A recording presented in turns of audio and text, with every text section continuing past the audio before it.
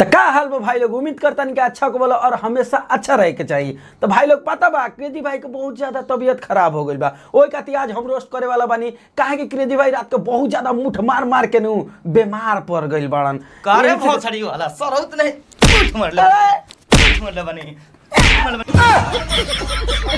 तका भाई लोग उम्मीद करते हैं सबको अच्छा को बोलो और हमेशा अच्छा रखते हैं। तो भाई लोग जितना भी कैमरामैन कहलो तो सब सर्वस झूठ बोलले बाबे, काहे से कि हमार कोनो बीमारी नहीं के ना कहीं जाके हम हिलैले बनी, एकदम फुल एंड मतलब फिट एंड फाइन बनी। यही से आज मतलब वीडियो बनावत रहे, ठीक बा। कैमरामैन तो नहीं ना होता हां का सर बस साइड में मना के खड़ा बड़ा है पे बैठ ना बात बाबे एगो की हो रे बात करवा तू तो गाड़ी मार दे रे। हेलो के चक्कर में तरानी है कि मोरा का मजर बाटे ढोढ़ी ये बरतिया बाटे ढोढ़ी ये बरतिया। अरे सारा ढोढ़ी को ये सब बात हुई ले तोर पता नहीं के का जब गांव में बारात आवेला नु तो लइकवा सब ढोलिया नु देखे जाला स। ओ अब ये जाके समझ नहीं है। अच्छा कैमरामैन तू कौन सी देखे जाले? हम ढोलिया देखे जानी। ताले वो काम करू ये बार हमारा कहानी देख ले भाग सारे।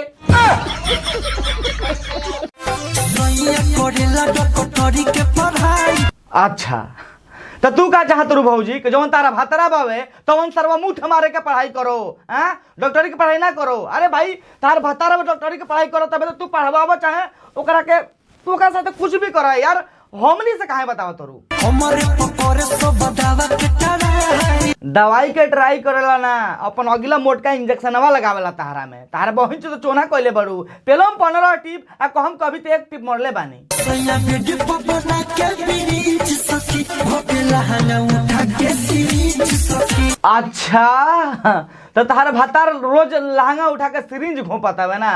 ए भौजी तू साफ साफ काहे ने कह दे तू हो कि करिका लड़ावा टेढ़का जोन बानू भैया के उहे तारा लहंगा उठा के घुसावता पीछावा से। ई मत कह के सिरिंज घोपतावे तू रोज घोपुआवेलू तो में बतावल कोनो नया बात नहीं के, ठीक बा। कैमरामैन अगला क्लिप लगा। सैया बेडी पपना के बीच सखी भोपेला हना उठा के सिरिंज सखी।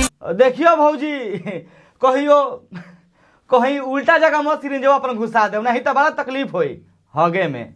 रुको भाई लोग तो हम लोग को बहुत ही खास बात बतावा जा रहा बानी जो ना कि हम अपन डेली के रूटीन में यूज करनी और एकरा से हम अच्छा खासा एक्स्ट्रा इनकम भी कमानी। तो भाई लोग आज तो हम लोग काम बतावा जा रहा बानी बेस्ट ट्रेडिंग प्लेटफॉर्म बिनोमो के बारे में, जो कि तो हम लोग प्ले स्टोर और ऐप स्टोर दोनों जगह मिल जाए। अगर भाई लोग तो हम लोग हमारे डिस्क्रिप्शन वाला लिंक से जाके एकरा का डाउनलोड करत रहो तो हम लोग के मिल एकरा में 10 लाख रुपया का डेमो अकाउंट, जो ना में तो हम लोग के बिना पैसा लगाए ट्रेडिंग सीख सकत रहो और ट्रेडिंग सीखला के बाद तो हम लोग भाई लोग एकरा में रियल अकाउंट से भी ट्रेड कर सकत रहो। जैसे कि हम अभी डेमो अकाउंट से रियल अकाउंट में शिफ्ट कर चुकल बानी। अब चलो भाई लोग तो हम लोग कितने एकरा में पैसा कमाए के बता भाई लोग कुछ ऐसा का इंटरफेस है, ठीक बाबे।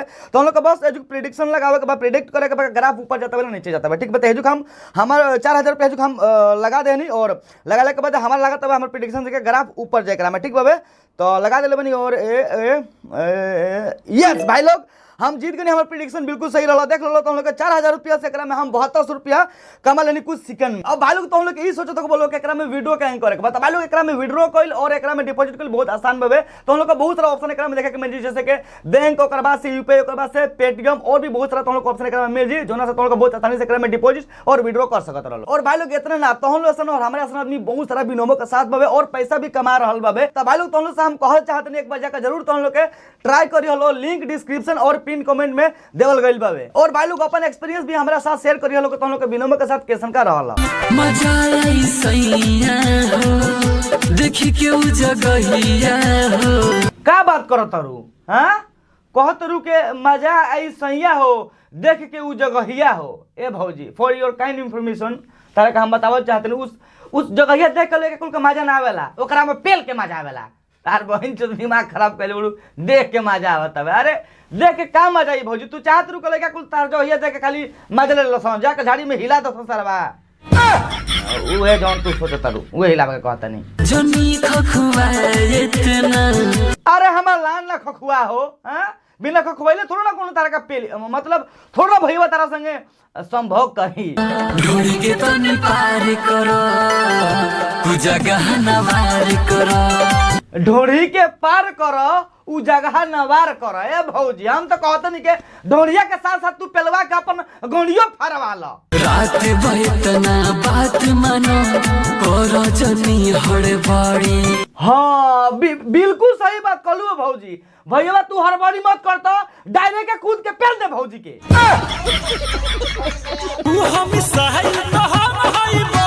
अच्छा तो भौजी मिसाइल हिया तो तू बम हवा ना।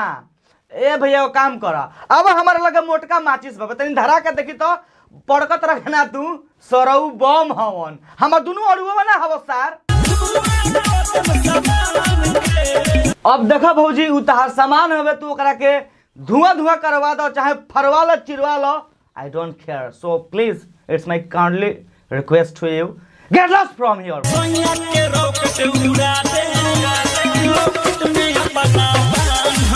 अच्छा तो सोनिया के अपन तू रॉकेट उड़ा देबू अपन लोकेट में बांध के। ए भौजी हम तो कहते सोनिया के अपन रॉकेटवा के दाव से काट लो, आप झटिया में बांध के लटकैले रह, ठीक बा। उ देख के अच्छा लगी ना के तू उड़ेबू तो अच्छा लगी। अच्छा तो लड़की कुल के भी माथा टनकेला? हम तो सब जानते रहनी खाली लड़का कुल के टनकेला। कौची टनकेला रे? हमार जूजी और सब भी टनकल बा के धले। का बात करत रह भैया के भौजी नाचत या तो बाँचल बिया काहे भैया? अगर भौजी ना नाचित तो तू भौजी के निउराई के खप खप खप खप खप खप पेल देता का? ए भैया उ भौजी का सामान हवे यार। उ बुढ़वा जवान के जापो चाहे जांचो चाहे उ मारवावो कनी से तार का मतलब हमरे तार का प्रॉब्लम है? जाते दो ना भौजी के, आखिर जाई त भौजी है मेनू।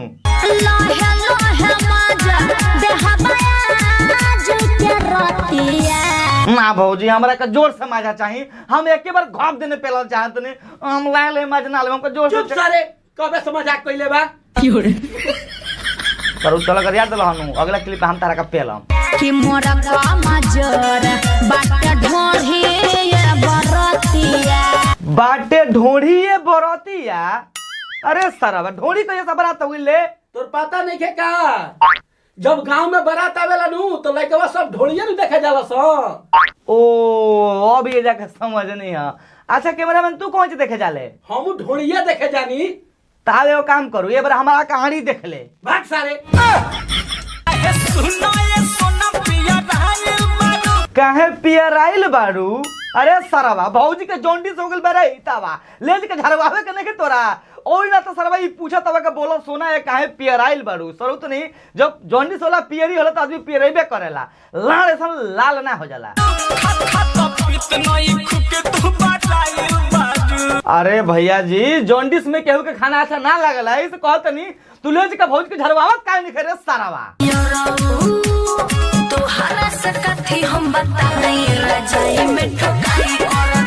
अच्छा तो राजाई में ठोकाइयो होता? अरे सरवा हम तो बस ये जानते रहनी हो कि राजाई में आदमी भजन आ कीर्तन करला लेकिन भौजी ठोकवाई करवावती है।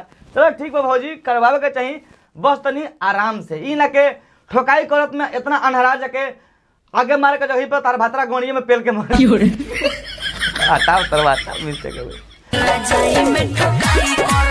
वाह का गाना बाबे सरवा मन तो करता बा के अभी सरवा 15 के झाट नोच के भौजी के गिफ्ट कर दी नंबर तब सुनत रहलो रजाई में ठोकाई होगा तारे तोर भौजी तो तू ठोकवाओ चाहे ठोकवा का फरवा ले, आई डोंट केयर। भाई लोग आज के बकचोदी यहीं खत्म करते नहीं। आई होप कि तुम लोग आज की वीडियो देख के अच्छा तो लगा नहीं भाई ठीक बाबे तो ऐसे कहते नहीं वीडियो देख अच्छा लगा तो वीडियो को लाइक कर दियो लो, अच्छा ना लगल उस तरह चैनल में खुल गई बारे वीडियो देख अच्छा ना लगे तो वीडियो के डिसलाइक भी कर सकते रहो। और भाई लोग ये वीडियो का सबसे बेस्ट पार्ट तुम लोग देखे कौन लगल कमेंट के जरूर बताइए लो। और हो सके तो चैनल के सब्सक्राइब करके बेल आइकन के ऑल में प्रेस कर दियो ताकि हम जब भी नौतर वीडियो अपलोड करम सबसे पहले तुम लोग को मिल जाए। मिलन जी फिर से नेक्स्ट वीडियो में ओकरा से पहले भाई लोग तुम लोग के जगह वीडियो के स्टार्टिंग में बता लेनी हो तो डिस्क्रिप्शन में तुम लोग का लिंक मिल जाए। मिलन जी फिर से नेक्स्ट